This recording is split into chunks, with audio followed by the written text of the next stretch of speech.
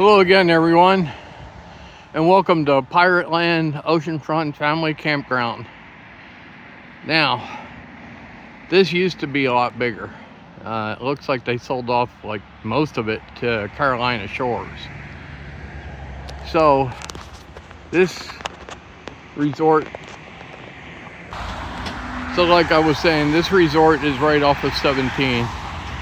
The way that you know that you're in the right place is there's a blue compass right across the street.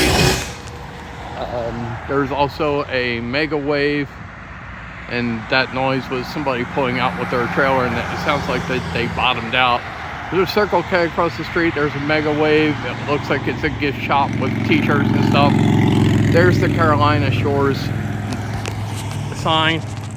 Now, the other thing when you pull in is they will ask you at the front gate whether you're coming in for Pirateland or Carolina Shores. If you're coming in for Pirateland, you'll pull up, and I'll show you where here in just a second, and you'll go in here into this office and check in. Now, here's the fun part. The map that they give you is extremely confusing. It shows a main road, but there's two roads with the same exact name. Now, if it were me, I would put up a sign, a big directional sign that says sites X to Y, turn here. They don't have that, so I got lost, bigger than life. I drove up and down this main road about a half dozen times when I pulled in, and it really needs some type of a sign. So instead of going straight, I should have turned right. They really didn't explain that very well, but that's just my opinion. They should have said, hey, when you leave the parking lot, turn right. When you pull in, you'll pull into this parking lot right here. And they do rent golf carts. They're very expensive. I think it was almost $400 for the whole week, and it cost me about that to rent the spot. So it would double your rental if you were going to stay here for a week. So as you can see, that's Carolina Shores cart rental over here, and this is Pirateland cart rental over here. So that's how close these places are. This main drag, I believe, cuts the place in half. Here's where you pull in. These are all the sites that you can pull into. So I'm going to drive back and show you this place is huge. I mean, it really is. There's back ends, there's pull-ins, there's pull-throughs. There's a lot, and I do mean a lot, of seasonal sites and permanent sites. So I'll be right back.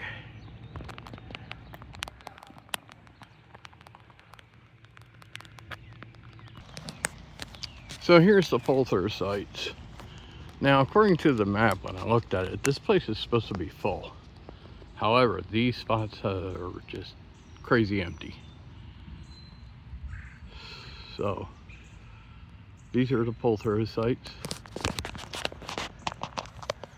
Now, these sites that I'm in are considered inland. They are back end. They do have full hookups, water, sewer, electric. Now, the electric is way back here, so luckily I have a long electric cable, so I was able to reach. Now, I did have a small issue leveling. I had to use some leveling blocks, but it didn't pull my tires off the ground, so I think it's just because these sites are all sand, and when my leveling went in, it just sunk into the sand, so I just had to use some leveling blocks. So I am in site 1245,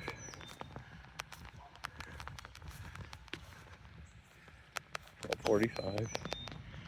And there's a site right behind me and a site next to me. Now, I mean, it's not too bad. You're not crammed next to each other. There's a good amount of space.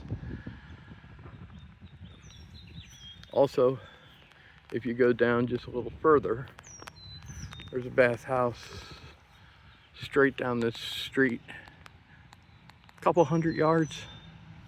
So that's really not too bad. And the water was nice and warm this morning. I took a shower in there. I've been using my own shower here lately just to keep it going, make sure it's working. And these sites up here are what they call beachfront. Now, I am maybe a half a mile from the beach. I mean, probably not even that far. I could have got a beachfront. It's like, I wanted some shade. These beachfronts have no shade. So at least I've got a little shade. Not a lot, but a little bit.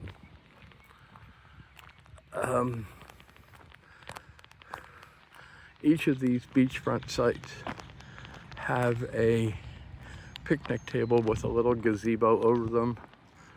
They're not enclosed at all. So, I mean, if it did rain, you might have a little cover, but not a lot. They have, believe it or not, an outdoor chapel, which is kind of cool. They do church services here Sunday. I'll be leaving Sunday, so I won't be able to participate in that, but I think it would be kind of cool to see what it's like and see how they do it. They also have some other things that they do here. They have an app that you can download that'll tell you all about the activities. They also have a Spectrum TV app that when you get in, you can download. Now, here's the caveat in that. I couldn't even get anything to work. So I found out that once you connect to their Wi-Fi, you have to go into a browser and you have to accept their terms and conditions. And you have to do that every blessed day. Otherwise, nothing on the internet will work. Now, they should tell you that. However, they don't. So I'm going to tell them when I leave, or maybe tell them here in a couple days, hey, you should put that in your notes that you have to agree to the terms. Otherwise, nothing's going to work. So there is a pool. However, it's shared with Carolina Resorts. I don't know when it's open. Again, the app tells you everything. The app they have gives you hours for everything here. I saw some food trucks, but again, I didn't see them open. So if you want more information, just go to Pirateland on the website or Carolina RV Resort. I can tell you Carolina RV Resort was way more expensive than this place. Which is interesting since they're right next door to each other. I think that's because they want to pay back their investment that they made in all the land and all the web campsites. But it's like, you know, guys, if you charge less, you'll get more people. And you don't have to continue to charge $95 a night.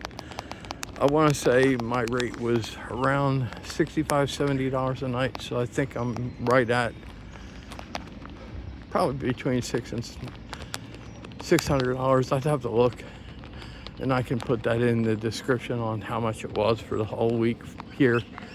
Now again, I did arrive Sunday and I'm checking out Sunday, so that's 7 nights or 8 nights. So I don't know if they offer any discounts. They may offer Good Sam. I always tell them that I have Good Sam when I give them my information. So again, lots and lots and lots of sand. You're gonna be fighting sand the whole time you're here.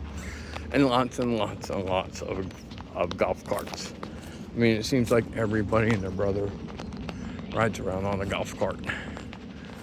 So, of course, it's like, I don't need to spend money for a golf cart. I just use my car. It's a hybrid, so I'm running on electric when I go through the resort anyway. But there you have it. That's Pirateland RV Resort. Would I stay here again? Probably. But I think next time if I did stay here, I'd ask them for one of the pull-through sites. See if I can, that way I wouldn't have to put up with so much sand, because they actually have cement and concrete.